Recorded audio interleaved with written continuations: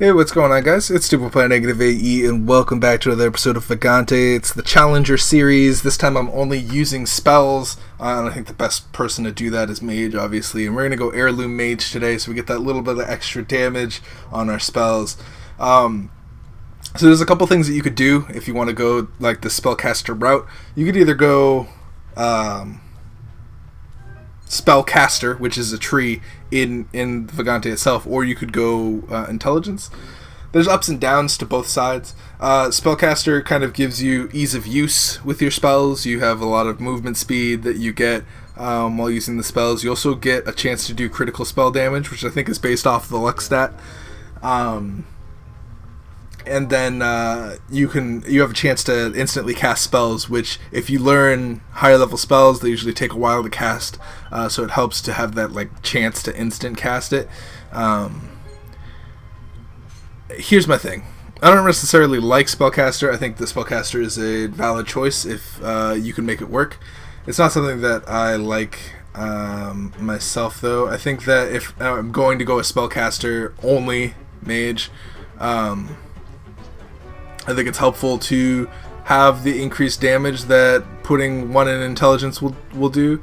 And then on top of that, if you get halfway or you max out the Intelligence tree, you get more charges for your spells, which if you get like higher level spells, those have way less charges than stupider spells. So it helps to have like a whole bunch of uses of one spell with the Intelligence path. So I ultimately decided to go Intelligence path on the off chance that I find maybe a book of Chain Lightning, a book of Fireball, a book of something like that. Spellcaster doesn't really give you any stats, it just gives you the chance. Really the only thing I like about it is the critical spell chance, and even that I don't know if it's necessarily worth it, because then you lose all the damage that you could have gotten by going into Intelligence, because you also get that damage on the spells on top of charges, which is something to look forward to late game. So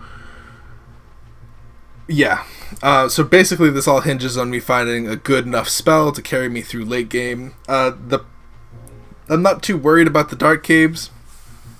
The places I'm worried about are not even the fourth world, but the forest and the catacombs. I think that both of them have enemies that kind of the catacombs has enemies that do a lot of damage if you don't move fast enough, and with Mage you're going to need to stop and kind of cast a spell, obviously, and with the current setup that we're doing, I don't know how well that's going to work in the catacombs. Also, the forest has enemies that like run away from you, so it's easy to take a lot of unnecessary damage in the forest by trying to sit still and aim at things. So I'm a little worried about both of those. I have a little trouble with this jump for some reason. I don't understand. Like my years my years of playing video games have failed me here. Look at this. Look at that. How do I not get up on top of the ledge? There we go. But yeah, that was a weird debacle that I had trying to get up on top of that ledge. Anyway, so yeah, so that's my reasoning for going Intelligence. I think that in order for Intelligence to work, though, you need to get some good spells. Running Frost Nova and Elect Lance is definitely a possible thing that you could do, but I don't know if it's ideal, right? Like, I definitely want, like, Fireball. Fireball would be very helpful here. We do have Dragon Boss on this floor. Again, I'm not too worried about the Dark Caves. Dragon Boss, you don't really change how you fight him from character to character. It's always hide from him. As soon as he gets vision on you, attack him and run back behind another barrier. Wait for him to come and find you, and repeat. We just got Frost Nova there. The problem with getting like Frost Nova or Elect Lance is good. It increases the range a little bit, and I think if you keep going, I think like level 3 is like its max range. Maybe, I don't know. Don't quote me on that. But I know if you keep upgrading Elect Lance, it does get a little bit more range, which is really helpful, especially when you're fighting enemies and stuff like the catacombs. So that's good to have. Getting a Book of Frost Nova is interesting because I think it just helps it do more damage. But then again, if we're just using spells, maybe that's a good thing. The problem also with playing the spellcaster mage is usually you would burn books, because like the two main paths, or the two main paths in my mind, I don't know, correct me if I'm wrong, but the two popular paths should be enchant and rod path, because rods are crazy right now.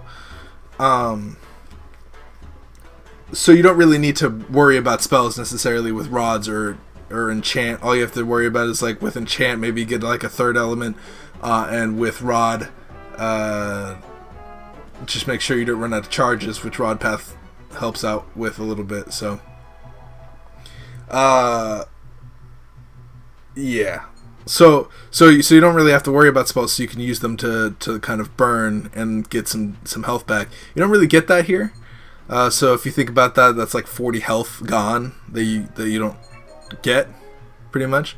So you have to play a little bit more carefully than you normally do. I do not play a little bit more carefully here. I just kind of like run through, and it shows. You can see my health right now. I'm already down to about 70% almost, which isn't good, especially in the Dark Caves. I want to try to, as a spellcaster only mage, with using only spells, I want to kind of preserve my health for as long as possible. Luckily, this fire is going to heal us up to a decent amount, and we got the fairy, which is really good for us, so it kind of resets us back to 0. And having that extra vitality as mage is really helpful too. So yeah, there is like a thing that you can do with mage, which I'm trying to maybe equip here, is the quick casting. It's cool. It's not something that I would use unless I was super familiar with it, and I'm not. So I'm just going to put my points into intelligence there and move on. So now that we've put our points into intelligence, we should be doing a ton more damage, like some 16, 15 damage to things. I see that it's Worm Boss. Worm Boss shouldn't really be a problem. I'm actually going to try to fight Worm Boss as fast as possible. For those of you that don't know or haven't fought Worm with ice before, when you freeze a Worm's head, Worm will immediately stop firing bullets, poison bullets, and just scream at you when he's done being frozen, which is very, very helpful. So if you ever get a Frost Nova early and you want to make quick work of Worm Boss, just, Frost Nova him. Get him to a flat surface, Frost Nova, and then auto attack him to death.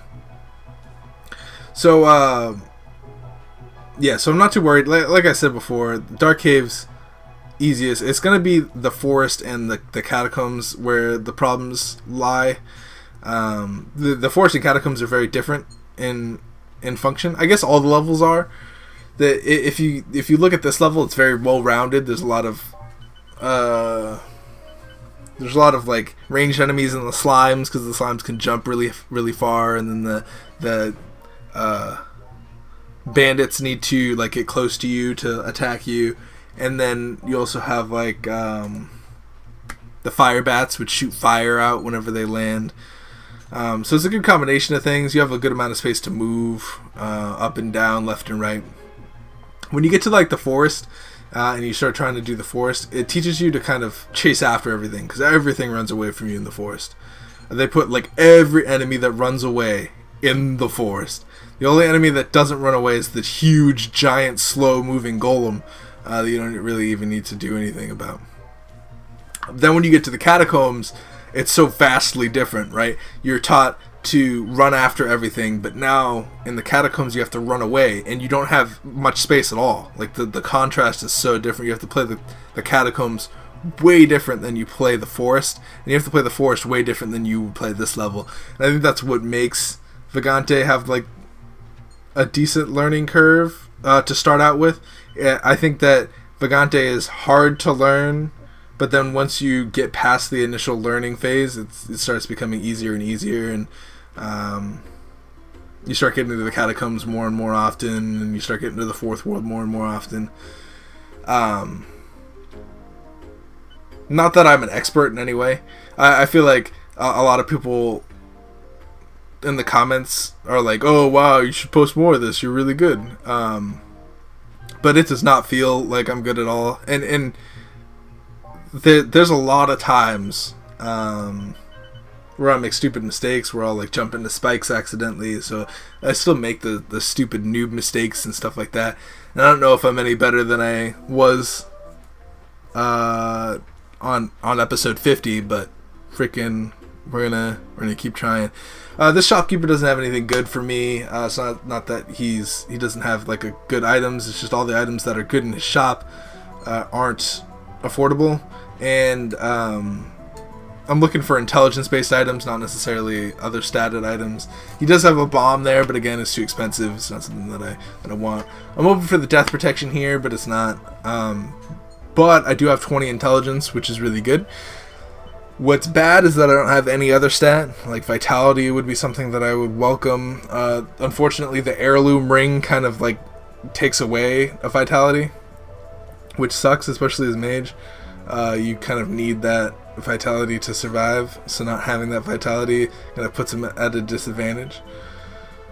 That being said, would Bookworm be better? I don't know. I think for the build that I'm going here in this video, I think that Bookworm may have been a better choice here, because I'm looking for like a high level spell book here. But whatever, what's done is done. We are intelligence path heirloom mage. That means that we have to take a little bit less damage if we want to survive. So we're fighting this golem. This golem gives me a little tiny bit of trouble, just because he's hard to hit in where he spawned. I have nowhere to go here. I could have broken the secret wall to the right of me, but I wasn't thinking. That would have probably been the smart choice in that situation, being stuck in a corner with the rolling golem. I do have reflex projectile, so I'm not too scared of his boulders, but I gotta watch out for his ground pounds, which is kind of why I'm dodging. Once the ground pounds are the only thing that can really do any damage to me. But I managed to take care of him here, and I get his treasure key, which is the most important thing about him. Golem boss has gotten a lot easier, I think. Out of all the bosses, the most boss that I've improved on defeating is Golem boss. I used to run from him. I used to think he was like a massive threat. But he's not necessarily. You just gotta have the right tools. I think if you're not prepared to fight Golem, you can't fight Golem, right? Like if you don't have reflex projectiles, if you don't have an axe, if you don't have a fire wand, there's a lot of stuff that you could get during the run to take care of Golem boss. If you don't have a digging wand, then maybe he's gonna be a little bit tough. But I think if you have like a longer ranged weapon and you can kind of hide from his boulders or get him in like a 2-block space so that his boulders break upon throwing, I think that he becomes a lot easier. So this is the level that I'm most worried about. It's either Vine Boss or Wisp Boss, and both sound terrible to me right now. I'm hoping to maybe find the book before I find one of those bosses. Maybe it's a good book, because all we have right now is Book of Dash. I'm not really comfortable with Book of Dash. It's not really helpful to me. I got another ring from the smithy, so I don't know if I want to equip it or not, but I end up equipping it and losing my 2 vitality ring, which is something that I picked up early. Had have given me, but the ring that I did pick up gives me a vitality, so it's almost like I'm just losing 1 vitality, but for a whole bunch of other stats, and it gives me defense and intelligence, both of which I need. I think defense and intelligence are like the 2 things that I should be worrying about. Getting caught on the wrong side of these plants is definitely something that I'm worried about, because if we get caught by one of them, the most we can do is Frost Nova, and they don't drop you when you Frost Nova like the hands do. They just kind of like go about their own business. I'm gonna wait for the head to turn a little bit, so he has to turn his head a bunch to like find me, and then I'm going to get rid of him. Alright, I'm looking for potions of regeneration. This run we got about 5 potions of poison. You just saw it in my inventory just there. We get 5 potions of poison, which sucks, especially if you're just trying to use spells or something like that. Getting 5 potions of poison and not anything else helpful was really rough. Alright, so we have Wisp Boss here, which is interesting. Wisp Boss is always been really hard for me as mage, just because you can't just go to town on him with like a claw like you can with every other class. You have to... I guess you could if you went enchant mage, but we're spellcaster mage, so using spells on him is definitely something that we are rough. He managed to hit me one too many times there, and I'm really low on health. I also noticed that he's like in the one way I need to be, and he ends up killing me, and that's the end of the run. This is not something that I'm proud of. I think that I could have played that a lot. I think that I could have played a lot of things in this run a lot better. That being said, we just focused on intelligence, and instead of like vitality also and defense, I think focusing on those two would have been helpful. We also didn't get very many good books this challenge run. I think that the challenge run should have been... I think that this challenge would have gone a lot smoother if we had have gotten like a chain lightning or a fireball or just something out of the blue, like ice ball even would have been helpful with the build I was going. But all in all, I could have played stuff better. I also got 5 potion poisons that could have been other potions that may have helped me. But in the end, we ended here. Hindsight is 20/20. Anyway, thank you guys so much for watching. If you guys enjoyed today's episode, hit the like button. I really appreciate it. Subscribe if you haven't done so already. There's a lot of visual novel and roguelike stuff on the channel if you're interested in hanging out, even for a little bit. If you have a challenge of your own that you'd like to suggest to me, I'm not the best of Vagante, as you just saw, but I'm going to try my darndest to complete your challenge. Also, if you think you can do this better than me, feel free to do a video. Maybe I'll feature you in the next video. Who knows? Anyway, I'll see you guys in the next episode, whatever it may be, and peace out, you guys.